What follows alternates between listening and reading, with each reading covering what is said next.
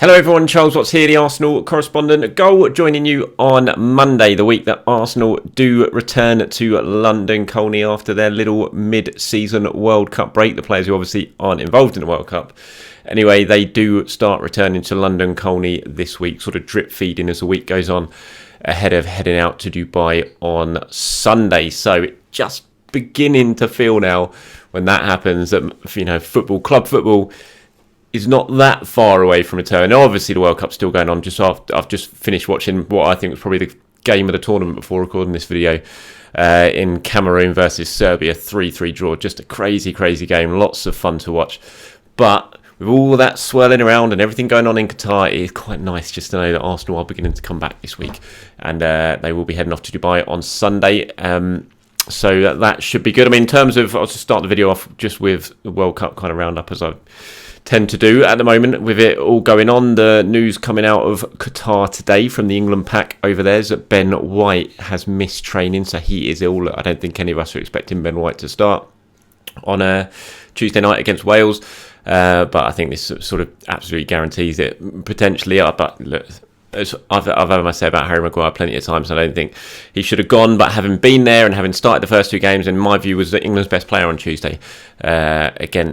Friday against the United States. I think Harry Maguire has to start this game anyway. But yeah, Ben White's ill, so that is not great news for him. Plenty of Arsenal interest going on today. We started off with Granit Xhaka playing with... it's not Granit Xhaka. Thomas Partey's playing first. Actually, by the time you're watching this video, probably we've already played. It's South Korea versus Ghana. And then we have the big Arsenal interest with Switzerland versus Brazil later. So Granit Xhaka on one side, Gabriel Martinelli and Gabriel Jesus on the other. The two Brazilians, you would imagine, will be starting on the bench. They won't be involved from the start unless TT makes a lot of changes, which I can't imagine he will. I mean, Richarlison scored 2 goals last time out for Brazil, so I think he'll certainly be starting at number 9. I can't imagine Gabriel Martinelli's going to come in, even with Neymar going out. So they might get some sub-appearances, but Granit Xhaka's been speaking ahead of that game in typical Granit Xhaka style. This is what he had to say ahead of the game. He said, "I told Gabby Martinelli and Gabby Jesus, if you are running one-on-one against our goalkeeper, I will smash you. It doesn't matter that we are playing in the same team. This is a World Cup. You play for your team, you play for your own country, and you want to win." Of course, they were worried. They know me. If I smash you, it will be very, very hard.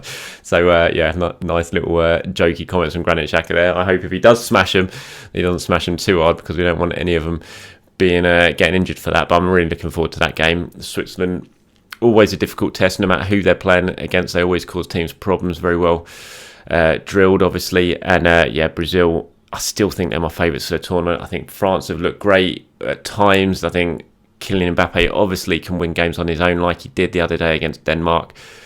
Spain have looked pretty tasty. Didn't have it all their own way against Germany, though, and I still think Spain, without a real top-quality central striker, and I don't include Morata in that, I still wonder if they might be a little bit short, despite all the good young talent they have. But I still think you look at that Brazil's team, and you look at that Brazil squad. In that last game, who was it? It was Serbia, wasn't it, when they won 2-0? The substitutes they brought on in that game, you just thought, my God, how strong is that squad? And so for me, I still think they're probably my favourites for this tournament. So looking forward to seeing them. And it just always feels like a World Cup. Whenever you're watching a World Cup, it never feels like it really begins until you see Brazil play and you see the whole the gold and green and yellow and green, however you want to call it. And just whenever you watch any of their matches during the World Cup, it's always just a special feeling, a special atmosphere around all those games. So really looking forward to that match tomorrow. So that's the latest of what has been going on at the World Cup when it comes to Arsenal players. Okay, so a little bit closer to home now, concentrating on what's going to be happening at Arsenal. Like I said, a lot of the players will be coming back this week. Some players will come back at the start of the week. Some players will come back towards the end of the week. It kind of depends. Some of them have been on international duty, even though they've not been at the World Cup.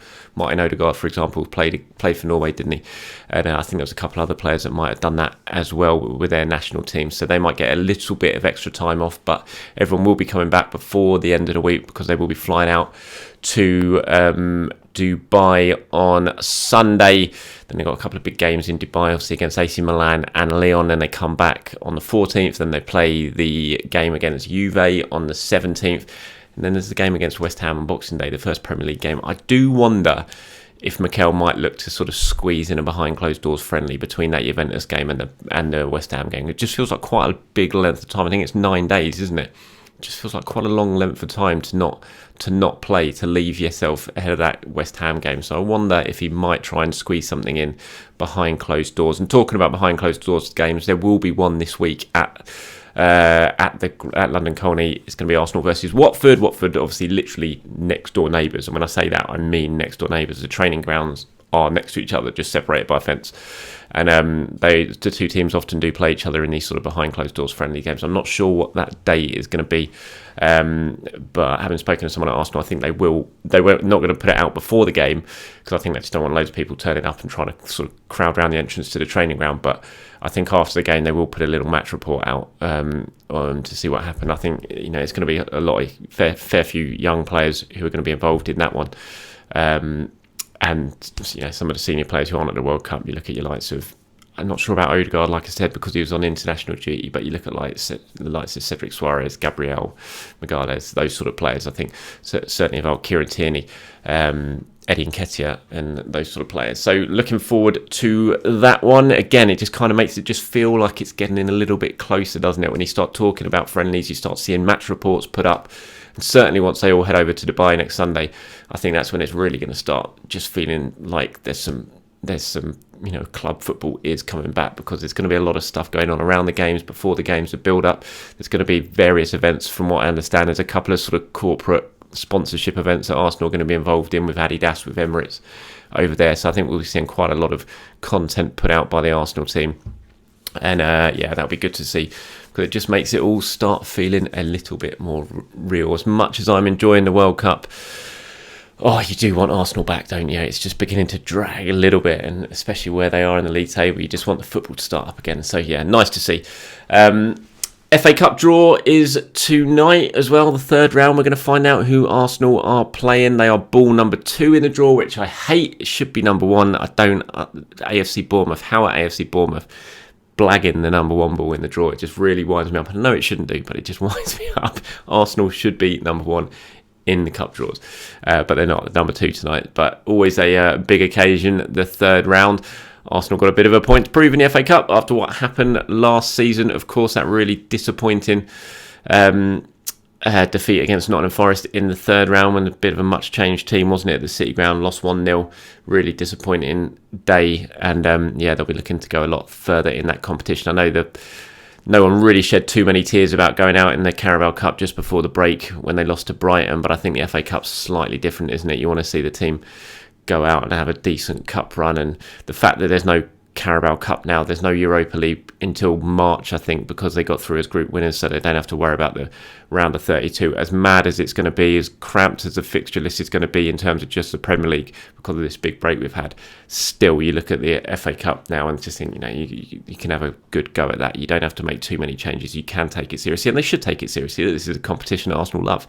Arsenal win a lot, more than anyone else, so you do want to take it seriously. So looking forward to that cup draw tonight. Like I said, I think it's about between 7 and 7:30 p.m. UK time, and Arsenal will be ball number 2 in that. All right, that's about it from me today. Thank you very much for watching. Just a short video today, not too much to go on, as I said, when it comes to Arsenal, but the fact that the players are now beginning to come back and we are beginning to edge a little bit closer to that trip to Dubai, then we should have a lot more Arsenal stuff to talk about in the coming days. Have a great start to your week, everyone.